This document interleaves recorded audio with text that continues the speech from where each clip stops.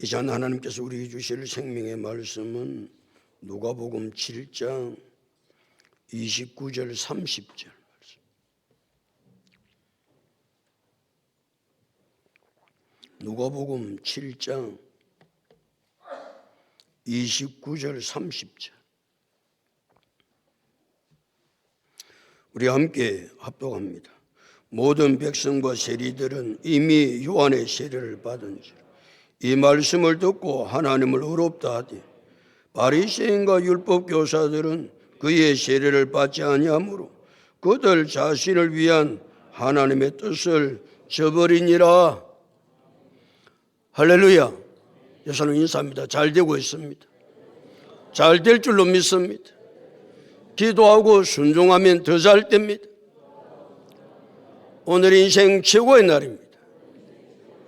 인생 최고의 축복은 예수 믿는 것입니다. 할렐루야. 예수님은 여자가 낳은 자 중에 요한보다 큰 자가 없다. 세례요한이 얼마나 크면 여자가 낳은 자 중에 요한보다 큰 자가 없다 말씀하셨겠느냐? 그 요한이 어떤 사람이길래 예수님께서는 여자가 낳은 자 중에 요한보다 큰 자가 없다 그렇게 말씀하셨을까? 그건 이제 요한의 성품과 인격과 사역과 능력을 보면 이 세상에 요한 같은 사람이 있을까? 그런 생각이 드는 것이죠. 예수님께서 여자가 낳은 자 중에 요한보다 큰 자가 없다고 말씀하신 것은 그것 때문에 말씀하신 것도 있지만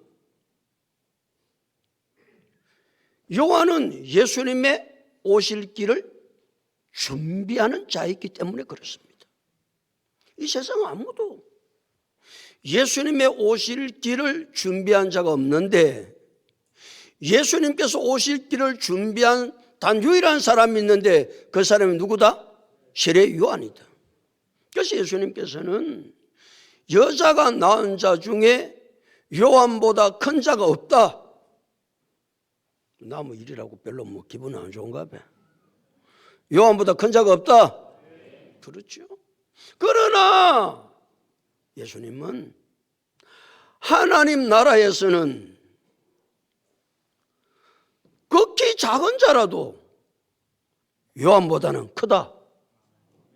조금 전까지는 여자가 낳은 자 중에 요한보다 큰 자가 없다고 말씀하셨던 예수님. 그러나 하나님의 나라에서는 극히 작은 자라도 요한보다 크다? 이건 또 무슨 말씀인가?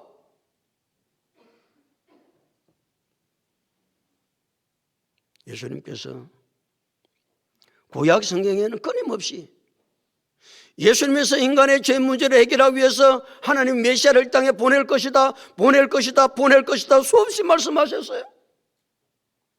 그 예수님 역사 가운데 오셨어요. 세례 요한은 그 예수님을 보았어요. 그런데 가장 중요한 것은 예수님께서 역사 속에 오셔서 인간의 근본 문제인 죄 문제를 해결하기 위해서 십자가를 지시는 사건을 요한은 보지 못했습니다. 더더욱 사망근세 깨뜨리시고 무덤 문을 여시고 사흘 만에 부활하신 역사적인 사건을, 구원의 완성을 세례 요한은 본 일이 없습니다. 그러나 오늘 역사 속에 살아가는 신약시대에 살아가는 저와 여러분들은 역사 속에 예수님께서 인간의 근본 문제인 죄 문제를 해결하기 위해서 십자가를 지시고 죽은 지 사흘 만에 사망근세 깨뜨리시고 무덤 문을 여시고 부활하심으로 예수님의 믿음은 지금도 비어있다. 이 역사적인 사건을 보고 들은 사람은 신약시대 사람들입니다. 세례 요한이 여자가 낳은 자 중에서 가장 큰 자이기는 하지만 세례 요한은 역사 속에 예수님께서 인간의 근본 문제인 죄 문제를 해결하기 위해서 십자가에 달려서 물과 피를 다 흘리시고 죽은 지 사흘 만에 사망 권세 깨뜨리시고 무덤 문을 여시고 부활하신 것을 보지 못했지만 신약시대에 살아가는 우리를 하나님 특별히 사랑해 주셔서 이 역사 속에 예수님께서 십자가를 지시고 예수님께서 부활하신 것을 우리는 듣고 보게 하셨기에 우리를 가리켜서 예수님은 누구보다 큰 자다, 요한보다 큰 자다, 우리에게 말씀해 주셨다. 이 은혜를 생각해 보면 말이죠, 이게 얼마나 큰 은혜인지. 사실 우리는 요한과 비교하면 발에 때만 또 못하잖아. 기분 나쁘지만 우리가 어떻게 세례 요한과 비교를 하겠어요? 그의 성품, 그의 인격, 그의 사역, 그의 능력, 어떻게 세례 요한과 우리가 비교를 할 수 있겠어요? 그런데 예수님께서는 역사 속에 나타나셔서 구원의 역사, 예수님께서 십자가를 지시고 대속의 제물이 되시고 죽은 지 사흘 만에 사망 권세 깨뜨리시고 무덤 문을 연 역사적인 사건을 본 우리를 누구보다 큰 자다, 요한보다 큰 자다, 좀 미안키는 하지만 이 은혜가 말로 닿을 수 없이 큰 거예요. 그래서 하나님께서 우리에게 이 은혜를 베풀어 주셨기에 이 감동과 감격을 가지고 믿음 안에서 주님께서 원하시는 놀라운 일들을 이루어 가야 될 줄로 믿습니다. 그렇게 살아야 되는 것이다. 오늘 29절 말씀인데 29절 다 같이 읽도록 하겠습니다. 시작.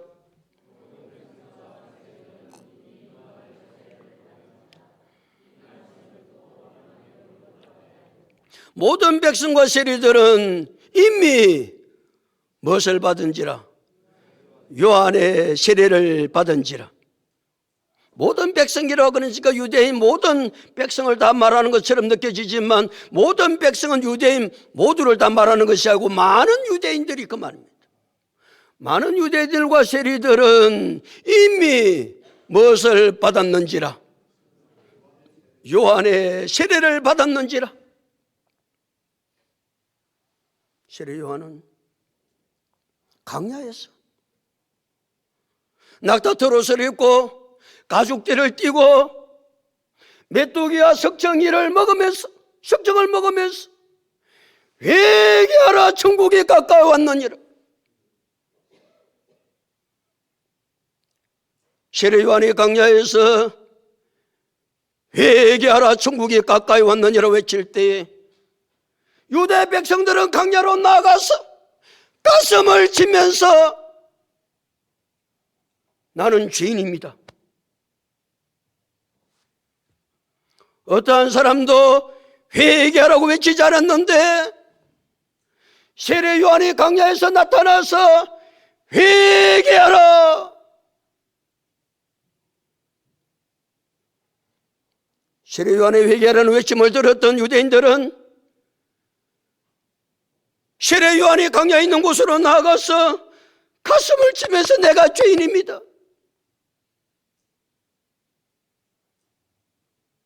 자기 자신이 죄인임을 인정한 사람은 죄를 회개하고, 죄를 회개한 사람은 죄를 회개했다는 표로, 죄를 씻었다는 표로 무엇을 받습니까? 세례를 받습니다. 세례가 무엇입니까? 죄 씻음을 받았다는 표입니다. 자기 자신이 죄인임을 인정하고 자기 죄를 회개하고 자기 죄가 씻김 받았다는 표로 이미 요한의 세례를 만지라, 받은지라 그랬어요. 요한의 세례를 받았다는 말은 좀 더 확장하면 우리를 죄에서 구원해 주신 구원자 예수 그리스도를 나의 구주로 영접했다, 그런 말이죠. 그러나 자기 자신이 죄인임을 인정하지 아니하는 사람은 죄를 마하지 아니하고 회개하지 않죠. 자기 자신이 죄인임이 인정되지 않는 사람은 죄 문제를 해결하신 구원자 예수 그리스도를 나의 구주로 영접하지 않습니다. 누구만이? 내 자신이 죄인임을 인정한 사람만이. 내 죄 문제를 해결할 자는 오직 예수 그리스도 한 분밖에 없다는 사실을 깨닫기에 예수를 우리의 구원자로 믿게 되는 줄로 믿습니다. 그렇다고 세례를 받았다고 죄 문제가 해결되는 것은 아니에요. 세례는 뭐라고요? 죄 씻음을 받은 표지. 세례를 받았다고 죄 문제가 해결된 것은 아닙니다. 우리의 죄 문제는 오직 예수 그리스도의 십자가의 보혈만이 우리의 죄 문제를 해결해 주시는 줄로 믿습니다. 그러게 요한일서 1장 7절 그 아들 예수의 피가 우리를 모든 죄에서 깨끗하게 하실 것이요, 그 아들 예수의 피만이 우리의 모든 죄를 깨끗하게 하시는 줄로 믿어 오늘도 주님 앞에 나와서 예배를 드리게 된 줄로 믿습니다. 다시 29절 보실까요? 29절 다시 읽겠습니다. 시작. 그 다음에 크게 읽습니다. 시작. 이 말씀을 듣고 하나님을 어렵다 하되 그랬어요. 무리들은 이 말씀을 듣고, 이 말씀은 24절부터 28절까지의 말씀이거든요.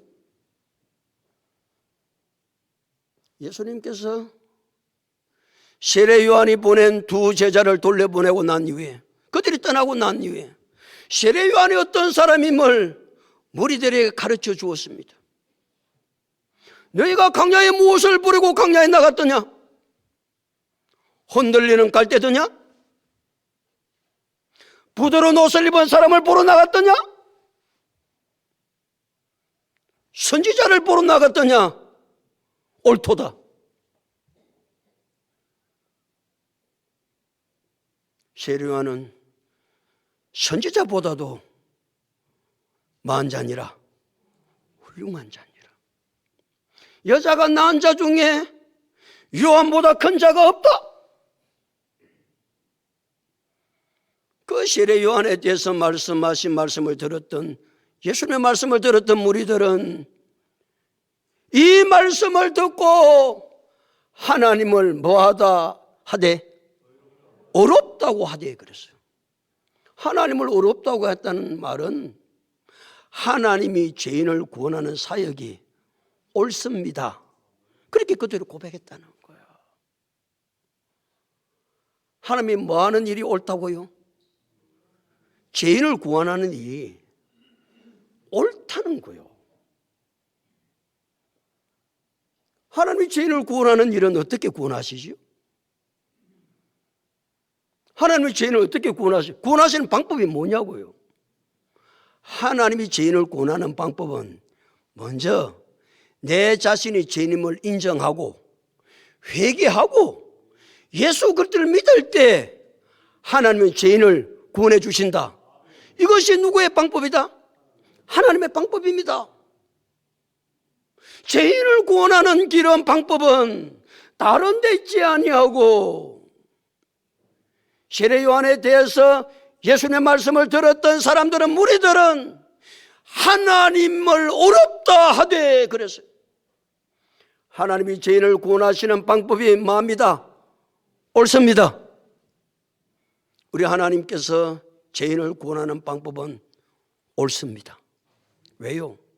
인간의 힘과 노력과 공로로는 내 자신이 죄에서 절대로 구원받을 수 없음을 역사 속에 하나님께서 우리에게 증언하셨어요.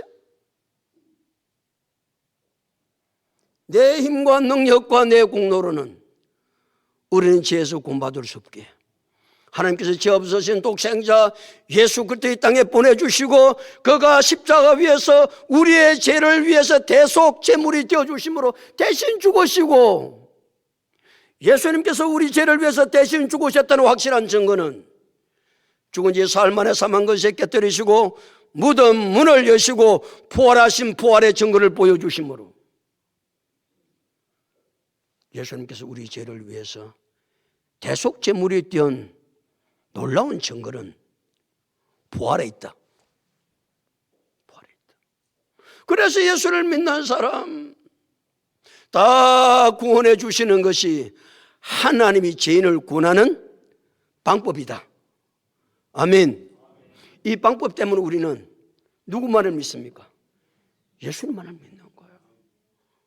제일 먼저 내가 뭐라고 인정하고 죄인임을 인정하고 우리는 그때 주님 앞에 나올 때마다 내가 죄인임을 인정하기 때문에 뭐하고 회개하고 이 죄 문제는 예수 그리스도의 십자가의 보혈이 아니고는 깨끗하게 될 수 없기 때문에 우리 예수님의 십자가의 보혈, 십자가의 사건을 믿고 예수님이 나의 구주를 내가 나의 구주를 믿습니다. 예수님만이 내 죄 문제 해결자인 줄로 믿습니다. 그래서 이 시간도 주님 앞에 놓은 줄로 믿습니다. 이것이 하나님께서 죄인을 구원하는 방법이다. 그러니까 무리들은 예수님 딱 말씀을 듣고 하나님이 죄인을 구원하는 방법이 마음이다. 옳습니다. 그렇게 고백했다 그 말이에요. 근데 반대 무리가 있습니다. 30절입니다. 30절 다 같이 읽겠습니다. 시작.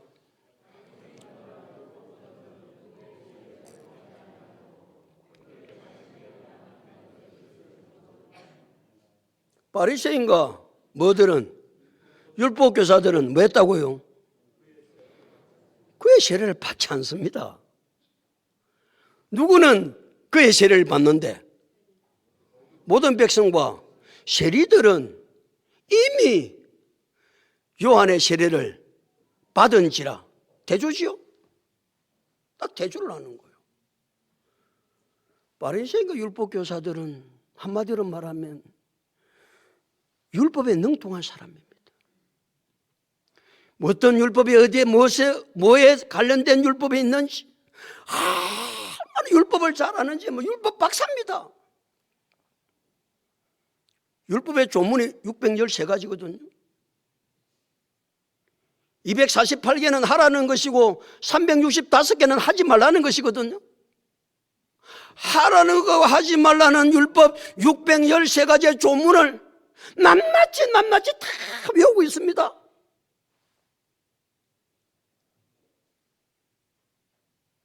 우리는 성경 66권도 못 외우잖아. 미안합니다. 외우는데 내가 괜히 그렇겠나. 예수님 12제도도 못 외우잖아. 해볼까? 우리는 예수님 12제도 이름도 모르고 성경 66권이 어디에 찾아라고 그러면 또 찾는다고 한참 뒤친다.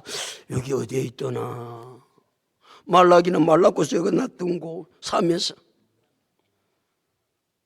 66권의 성경이 어디에 있는지도 몰라. 근데 바리새인과 율법 교사들은 율법의 박사입니다. 환하게 알고 있습니다. 근데 놀라운 것은 율법의 조문에 대해서는 박사인데 율법의 뜻을 모르는 거예요. 왜 율법을 주셨지? 율법의 조문에 대해서는 박사인데 능한 자인데 율법을 왜 주셨는지에 대해서는 바리새인들과 율법교사들은 알지를 못했어요. 율법 주신 뜻이 무엇입니까? 왜 하나님 율법을 주셨죠? 율법의 핵심이 무엇이지요? 율법은 모든 사람은 죄인이다. 이 죄인을 구원하기 위해서 메시아를 보내줄 건데 그 메시아를 믿어야 죄에서 구원받는다. 이게 율법의 핵심이에요. 그런데 이 바리새인들과 율법교사들은 율법 조문은 낱낱이 613가지를 능하게 다 알고 해석하고 가르치고 그러나 정작 그 율법 속에 담겨진 하나님의 뜻은 몰랐다. 참 아이러니하지요. 예배는 너무너무 중요합니다. 와, 아멘을 안 하노. 예배는 너무너무 중요합니다. 아멘. 그래서 예배는 너무너무 중요해서 우리는 예배를 드립니다. 그러나 이 예배를 드릴 때 가장 중요한 것은 예배 속에 담겨진 하나님의 뜻이 무엇인가? 나를 향하신 하나님의 뜻은 무엇인가? 오늘 예배를 드릴 때에 예배는 다 너무너무 중요한데 예배를 드리는 가운데 우리는 누구의 뜻을 발견할 수 있어야 된다? 하나님의 뜻을 발견할 수 있어야 한다. 그 하나님의 뜻은 어디에 나타나진다? 말씀 속에 나타나집니다. 찬송하고 기도하고 교동문을 읽고 사도신경을 고백하고 모든 것이 다 중요합니다. 그러나 가장 중요한 것은 하나님의 뜻을 아는 것이다. 오늘 하나님께서 예배를 통해서 나를 행하신 하나님의 뜻이 무엇인가? 그래서 다른 시간도 중요하지만 하나님의 말씀을 들으면서 하나님께서 나를 향하신 하나님의 뜻이 어디에 있는지를 깨달는 것은 무엇보다도 중요하다. 그래서 늘 하는 이야기가 뭐예요? 말씀 잘 들어라, 말씀. 그냥 꺼다 놓은 보리자루처럼 앉아있다 가면요, 예배는 아무것도 아닙니다. 꺼다 놓은 보리자루처럼 앉아있다 가면 뭐예요? 가장 중요한 것은 오늘 한 시간 이 예배를 통해서 하나님께서 나를 행하신 뜻이 무엇인지를 깨달는 것은 너무나 중요하기 때문에 오늘도 이 말씀 시간을 통해서 하나님께서 나를 행하신 뜻이 무엇인지를 깨닫고 돌아가는 귀한 예배 시간이 될 수 있기를 예수 그리스도 이름으로 축복합니다. 다시 30절. 바리새인과 율법교사들은 그의 무엇을 받지 아니하므로, 세례를 받지 아니하므로, 그랬어요? 세례를 받지 않는다는 말은 거슬러 올라가면 무슨 말입니까? 자기 죄를 인정하지 않는다는 거예요. 바리새인과 서기관들은 자기 자신들이 죄인임을 인정하지 않습니다. 바리새인과 율법교사들은 자기 자신이 죄인임을 인정하지 않기에 뭐 하지도 않고 회개하지도 않고, 회개하지도 않으니까 무엇을 받지도 않고 요한의 세례도 받지도 않습니다. 왜 그걸 받아야 돼? 요한의 세례도 받지도 않습니다. 그러니까 누구도 믿지 않게 되는 겁니까? 예수를 믿을 필요가 없는 것이지요. 누구만 예수를 믿습니까? 내가 죄인임이 깨달아지는 사람, 인정되어지는 사람만이 예수를 믿는다. 왜? 내 죄 문제를 해결할 수 있는 분은 예수님 한 분밖에 없기 때문에. 여러분, 정신과 의사들의 이야기를 들어보십시오. 정신과 의사들이 하는 이야기가 이런 이야기를 해요. 정신병을 치료할 때는 첫 번째 단계가 자기 자신이 정신병자임을 알아야 그 정신병을 치료할 건데, 대부분의 정신병자들은 의사를 찾아올 때, 정신병원을 찾아올 때 자기는 정신병자가 아니라는 거예요. 아십니까? 내가 무슨 정신병자라는 거예요? 팔딱 뛰고 자기는 정신병자가 아니라는 거예요. 그러니까 자기가 정신병자가 아니라고 그러니까 의사는 무엇을 할 수 없다? 정신병을 치료할 수가 없다는 거예요.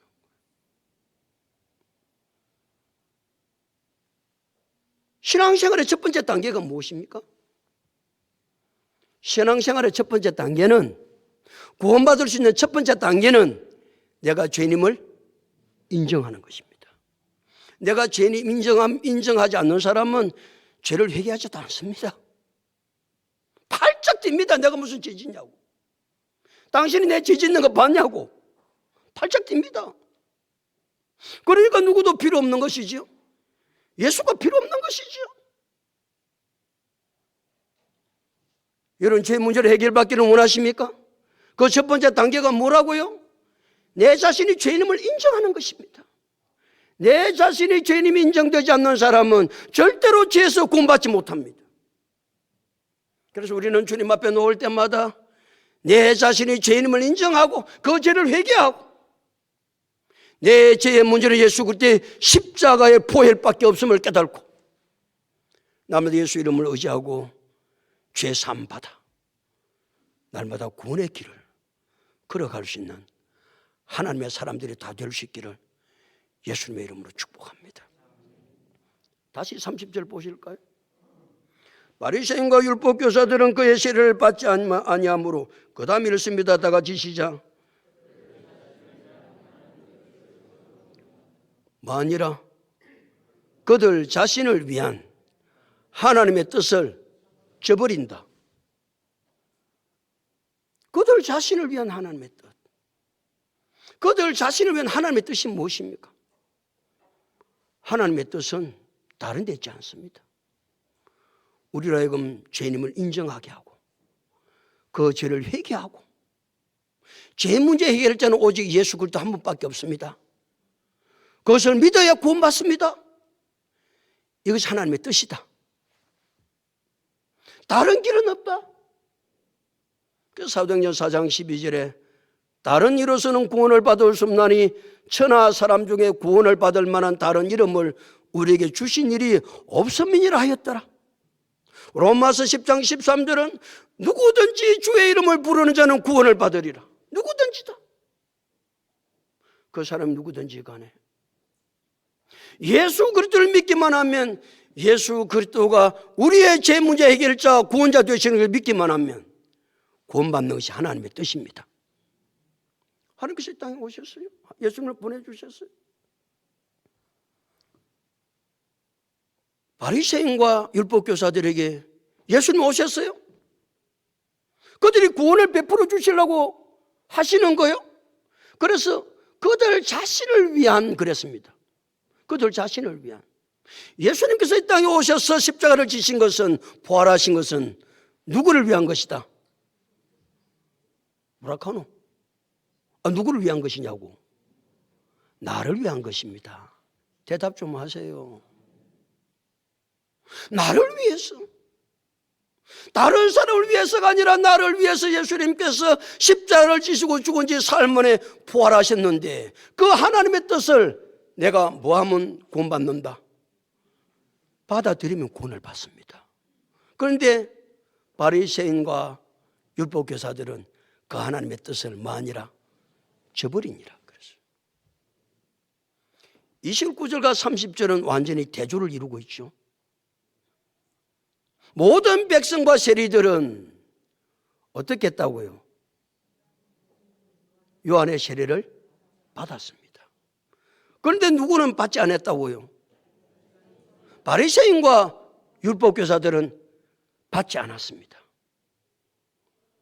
모든 백성과 세리들은 그 뒤에 뭐 했다고요? 하나님이 구원의 방법, 죄인을 구원하는 방법을 뭐 하다고 인정했다? 옳다라고 인정했습니다. 받아들였습니다. 바리새인과 율법교사들은 그 하나님의 뜻을 뭐 했다? 저버렸다, 배척했다. 완전히 대조적이죠. 예수님께서 복음을 전할 때 이 땅에 나타난 현상은 두 가지였습니다. 모든 백성과 세리가 하나님의 뜻이 옳다고 받아들였던 한 무리가 있는가 하면, 바리새인과 율법교사들은 자기들을 위한 하나님의 뜻을 뭐 했다? 저버렸습니다. 딱 두 부류입니다. 예수님 복음을 전하실 때도 그랬고 초대교회 사도들이 복음을 전할 때도 언제나 나타나는 현상은 두 가지였습니다. 지금도 복음을 전하면 두 가지 현상이 일어납니다. 두 부류의 사람이 나타납니다. 첫 번째는 많은 사람, 복음을 받아들이는 사람이 있고, 두 번째 사람은 복음을 배척합니다. 두 부류밖에 없습니다. 심판을 할 때도 두 부류밖에 없었습니다. 마태복음 25장 32절 33절에 모든 민족을 그 앞에 모으고 언제? 마지막 때가 되면 모든 민족을 다 그 앞에, 누구 앞에? 예수님 앞에 다 모읍니다. 모든 민족을 그의 앞에 모으고 각기 구분하기를, 각각 구분을 해요. 각각 구분을 하기를. 양과 염소를 구분하는 것 같이 양은 그의 오른편에, 염소는 왼편에 두리라. 뭐밖에 없다? 둘밖에 없습니다. 양과 염소밖에 없습니다. 예수 그리스도를 믿는 자, 영생과 천국 속에서, 천국에서 영원히 행복하게 사는 역사가 일어나게 될 줄로 믿습니다. 우리는 그 길을 선택했습니다. 바리새인과 율법교사들처럼 그들은 하나님의 뜻을 저버림으로 영벌과 지옥에서 영원히 고통당할 것입니다. 신앙은 언제나 무엇을 요구한다? 선택을 요구합니다. 이거 이렇게 할래? 저렇게 할래? 둘 가운데 하나를 선택하게 합니다. 오늘도 우리는 선택의 기로에 서서 주님께서 원하시는 길을 선택할게 오늘도 예배를 드리게 된 줄로 믿습니다. 언제나 선택을 요구합니다. 길은 두 길밖에 없습니다. 예수를 구원자로 믿을 것이냐, 예수님을 배척하고 믿지 않을 것이냐. 모든 민족을 그 앞에 모으고 각각 구분하기를. 양과 목자가 양과 염소를 구분하는 것 같이 하여 양은 그의 오른편에, 그의 오른편에, 그에는 예수님의 오른편을 말합니다. 염소는 그라는 대명사를 안 썼습니다. 왼편에 그랬으니까 그냥 왼편에. 이런 선택을 하셔야만 됩니다. 신앙생활은 장난이 아닙니다. 신앙생활은 선택입니다. 오늘도 우리는 예수 그리스도가 나의 구원자임을 믿고 그 예수 그리스도를 따르기로 선택한 줄로 믿습니다. 마지막 날에 모든 민족이 다 주님 앞에 모일 것입니다. 그때 예수님은, 심판자 되신 예수님은 각각 목자가 양과 염소를 구분하는 것 같이 하여 양은 그의 오른편에, 염소는 왼편에 둘 것입니다. 예수 그리스도를 선택한 자는 영생을 천국에서 영원토록 행복하게 누리게 될 줄로 믿습니다. 이 길이 우리에게 주어진 길이기에 마지막 심판대 앞에 설 때까지 이 믿음의 길을 잘 선택해서 달려가서 영생과 천국을 소유해서 영원토록 주 안에서 행복하게 다 살아갈 수 있는 우리 모두가 다 될 수 있기를 예수 그리스도 이름으로 축복합니다.